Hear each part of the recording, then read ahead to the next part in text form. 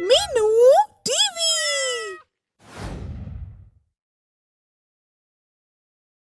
रात हो चली थी और अंधेरा गहरा गया था। साथ ही हल्की बूंदाबांदी भी हो रही थी। राधिका के पति जीवन अभी तक काम से घर नहीं लौटे थे, इसीलिए उसे चिंता होने लगी थी और वह 2 साल की बच्ची को गोद में उठाए सड़क पर खड़ी जीवन की राह देख रही थी। अरे मुरली, मुन्नी के पापा अभी तक नहीं लौटे, उन्हें कहीं देखा क्या?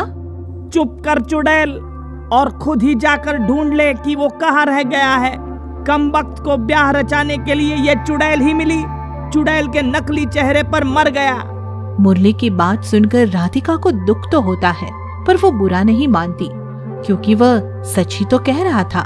राधिका एक चुड़ैल ही है और उसने अपना रूप बदलकर जीवन से शादी की है, मगर फिर भी दोनों खुश हैं और एक दूसरे पर जान देने को तैयार रहते हैं। राधिका जीवन के इंतजार में कई घंटे खड़ी रहती है और जब वह नहीं आता तो उसे ढूंढने के लिए निकल पड़ती है। काफी ढूंढने के बाद उसे जीवन बीमार हालत में सड़क किनारे पड़ा मिलता है। क्या हुआ जी? ऐसे पेट पकड़कर क्यों आप कांपे जा रहे हो? मेरे पेट में जोर का दर्द उठ रहा है। लगता है कि आज मैं नहीं बचूंगा। कुछ नहीं होगा आपको, मैं आपको अस्पताल लेकर चलती हूँ। राधिका बीमार जीवन को अस्पताल लेकर जाती है। जरा मुन्नी का ख्याल रखना जी, मैं डॉक्टर से मिलकर आती हूँ। ठीक है, पर जल्दी आना, कहीं तुम्हारे आने से पहले मैं मर ना जाऊं। भगवान के लिए ऐसा मत बोलिए जी। मैं चुड़ैल बेशक से हूँ, पर आपसे जान से ज्यादा प्यार करती हूँ जी। हाँ, जानता हूँ मैं राधिका, इसीलिए तो तुम्हारे साथ बहुत खुश हूँ। मर गया राधिका। राधिका डॉक्टर से जीवन का इलाज करने की विनती करती है, मगर डॉक्टर यह कहकर टाल देता है कि पैसे जमा कराए बिना वह मरीज को नहीं देख सकता। अगर पैसे नहीं है तो मरीज को कहीं और ले जाओ। मगर फिर भी राधिका डॉक्टर से बार बार हाथ जोड़कर यही विनती करती रहती है। लेकिन इतना करने पर भी जब डॉक्टर जीवन का इलाज करने को तैयार नहीं होता तो राधिका को उस पर गुस्सा आ जाता है और वह अपने चुड़ैल के रूप में आ जाती है। तेरी ये हिम्मत कि तुम मुझे मना करेगा? लालची ठग, मैं चुड़ैल हूँ। ये है मेरा असली रूप। अब मैं तुझे और तेरे अस्पताल के सब लोगों को एक एक करके मार डालूंगी। ये कहकर राधिका यानी चुड़ैल डॉक्टर को मारने के लिए आगे बढ़ती है, मगर जैसे ही वह आगे बढ़ती है उसे जीवन की दी गई कसम याद आ जाती है। देखो, सदा राधिका के रूप में रहना और कभी भी चुड़ैल बनकर किसी की जान मत लेना। अगर ऐसा करोगी तो मैं कभी तुम्हारा मुंह नहीं देखूंगा। जीवन के ये बोल याद आते ही चुड़ैल शांत हो जाती है और फिर राधिका बन जाती है। लेकिन इतने में डॉक्टर चीख चीख कर पूरे अस्पताल को बता देता है कि राधिका चुड़ैल है और इसी कारण लोग राधिका से डर डर कर दूर भागने लगते हैं। मगर तभी राधिका को जीवन और अपनी बच्ची का ख्याल आ जाता है और वह उनकी तरफ दौड़ पड़ती है। क्या हुआ जी? बोलो बोलो, बोलिए ना, आप बोलते क्यों नहीं? उठिए। अरे कोई देखो ना, इन्हें क्या हो गया है? मर गए हैं क्या? भगवान मेरा जीवन, उठो उठो ना जी। इस तरह रोते रोते बिलखते हुए राधिका फिर से अपने चुड़ैल के रूप में आ जाती है और फिर लोगों की तरफ देखते हुए कहती है, मैंने चुड़ैल होकर भी एक इंसान की जिंदगी बचाने की कोशिश की और तुमने इंसान होकर भी इंसान को अपनी आंखों के सामने मरने दिया। थू है तुम्हारी इस इंसानियत पर। जी में तो आता है कि तुम सबका खून पी जाओ, मगर इस इंसान ने कसम दी है, इसलिए खामोश हूँ। ये कहते हुए चुड़ैल रोते बिलखते हुए जीवन को स्मशान घाट ले जाने की तैयारी करती है और लोग लज्जा से सिर झुकाए खड़े रहकर ये सब देखते रहते हैं। अब तो हैवान और इंसान सब समान ही हो गए हैं। इस तरह से बड़बड़ाती हुई चुड़ैल जीवन के मृत शरीर को स्मशान घाट लेकर जाती है, मगर दुर्भाग्य से वहाँ भी उसके लिए द्वार बंद ही मिलते हैं। क्या इसे इंसानों के स्मशान घाट पे जलाने के लिए भी जगह नहीं मिलेगी? चुड़ैल से शादी करके ये इंसान कहाँ रहा? ये भी शैतान हो गया। ये शमशान इंसानों को जलाने के लिए है, हैवानों के लिए नहीं। पंडित जी ठीक कह रहे हैं, इसे कहीं और जगह ले जाकर जला, यहाँ नहीं जलाने देंगे। मैं इस इंसान के कारण चुप हूँ, वरना इसके साथ तुम सबको भी इसी स्मशान में जला देती, समझे? जिस इंसान के दिल में इंसान के लिए दर्द नहीं, वो कैसा इंसान है? इतना सब होने पर चुड़ैल बिलक बिलक कर रोने लगती है और जीवन की लाश को जंगल में ले जाती है। वहाँ एक साधु की मदद से जीवन का दाह संस्कार करती है और फिर जैसे ही उसका गुस्सा शांत होता है, वह राधिका का रूप ले लेती है। साधु को राधिका पर दया आ जाती है और वह उसे चुड़ैल के रूप से मुक्ति दे देता है।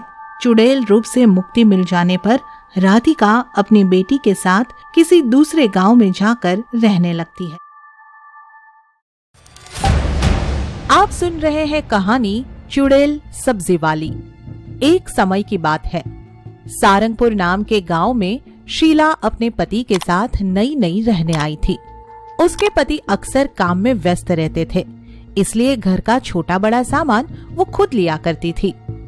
अरे सुनिए तो, यहाँ अच्छी सब्जी कहाँ मिलती है बहन जी? अरे सब्जी का नाम मत लो, पता नहीं अभी सूरज ढल गया है। पर क्यों? मुझे रात के लिए सब्जी बनानी है, इसलिए आपसे पूछा। लगता है तुम इस गांव में नई आई हो। हाँ, हमें थोड़े दिन ही हुए हैं यहाँ आए। शाम के बाद यहाँ एक चुड़ैल सब्जी वाली निकलती है सब्जी बेचने, और जो भी औरत उससे सब्जी लेती है वो उसे अपने साथ ले जाकर मार देती है। क्या बहन जी, आप भी खामखा मुझे डरा रही है। अरे मैं मजाक नहीं कर रही, शाम के बाद यहाँ कोई भी औरत सब्जी लेने बाहर नहीं निकलती। शीला को गांव वालों की बात पर बिल्कुल यकीन नहीं था। वो पढ़ी लिखी और समझदार थी, इसलिए ऐसी बातों पर विश्वास नहीं करती थी। रात को शीला की पड़ोसन अचानक सब्जी देखने बाहर निकली। तभी एक घूंघट में छुपी हुई सब्जी वाली यहाँ से जा रही थी। अरे सब्जी कैसे दी? यहाँ आना तो। सब्जी बिल्कुल ताजी है, आपकी तरह। मेरी तरह? क्या मतलब? चुड़ैल घूंघट हटाती है और पड़ोसन डर जाती है। बचाओ बचाओ! आओ, अब मैं तुम्हारी सब्जी बनाऊंगी। वो उसे उठाकर अपने साथ ले जाती है और दूसरे दिन सुबह सब औरतें उसी के बारे में चर्चा कर रही होती है। तभी शीला वहाँ आती है। क्या हुआ? आप सब इतना परेशान क्यों लग रही है? कल गांव की एक और औरत को सब्जी वाली चुड़ैल अपने साथ ले गई। क्या सच में कोई चुड़ैल है? हम सब सच बोल रहे हैं। गांव की सारी औरतों को वो अपना शिकार बना चुकी है। मुझे तो लगता है ये किसी किस्म का वहम है। तुम जब खुद उसे अपनी आंखों से देख लोगी तो शायद विश्वास आ जाएगा। फिर मत कहना हमें तुम्हें बताया नहीं था। शीला इन सारे अंधविश्वास में मानने वालों में से नहीं थी। एक दिन रात को उसके घर कुछ मेहमान आने वाले थे और वो उनके लिए कुछ अच्छा पकाना चाहती थी, इसलिए सब्जी की तलाश में घर से बाहर निकल पड़ी। आज तो ऐसा खाना बनाऊंगी कि सब खुश हो जाएंगे, पर सब्जी कहाँ से लूं?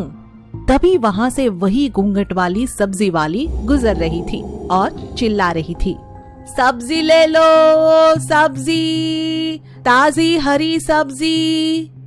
अरे ओ सब्जी वाली, यहाँ ना तो। हाँ मेम साहब, कौन सी सब्जी चाहिए आपको? सबसे अच्छी और ताजी सब्जी देना, मुझे मेहमानों के लिए बनानी है। पर आप उनके लिए खाना नहीं बना पाएगी। क्या मतलब? चुड़ैल अपना घूंघट उठाती है और जोर जोर से हंसने लगती है। क्योंकि आज मेरी मेहमान बनोगी तुम।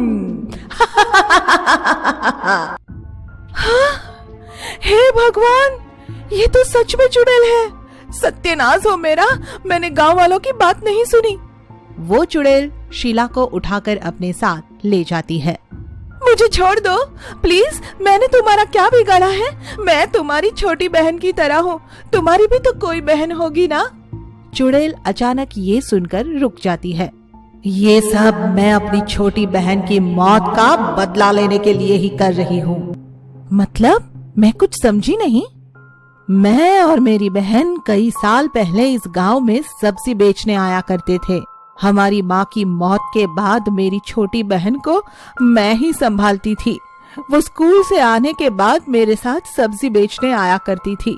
एक दिन मैं सब्जी बेचने में व्यस्त थी और वो नदी किनारे खेल रही थी। अचानक वो नदी में डूबने लगी। मैंने सब गांव वालों से मदद मांगी, पर किसी ने मेरी मदद नहीं की और मेरी छोटी बहन उस पानी में बह गई। और कुछ दिनों बाद मैंने भी उसी पानी में डूबकर आत्महत्या कर ली। तब से मैं इस गांव से अपना बदला लेने के लिए भटक रही हूँ। ये तो तुम्हारे साथ बहुत बुरा हुआ। गांव वालों को तुमसे माफी मांगनी चाहिए। मैं भी कई साल पहले एक नदी किनारे बेहोश पड़ी मिली थी। फिर मुझे उस गांव के सरपंच ने अपनी बेटी बनाकर पाला था। तुम अपना पैर दिखाना जरा। ये देखो। पर क्यों? यही निशान मेरे पैर पर भी है। तुम मेरी बहन हो जो नदी में बहकर दूसरे गांव चली गई थी।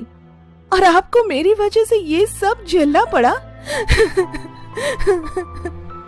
शीला बहुत रोती है और अपनी बहन से माफी मांगती है। और यही नहीं, वो सारे गांव वालों से अपनी बहन से माफी मांगने को कहती है, जिससे चुड़ैल की आत्मा को मुक्ति मिल जाए और उस गांव से सब्जी वाली चुड़ैल का साया हट जाए। आगे की मजेदार स्टोरी के लिए चैनल को सब्सक्राइब करें और बेल आइकन प्रेस करना ना भूलें।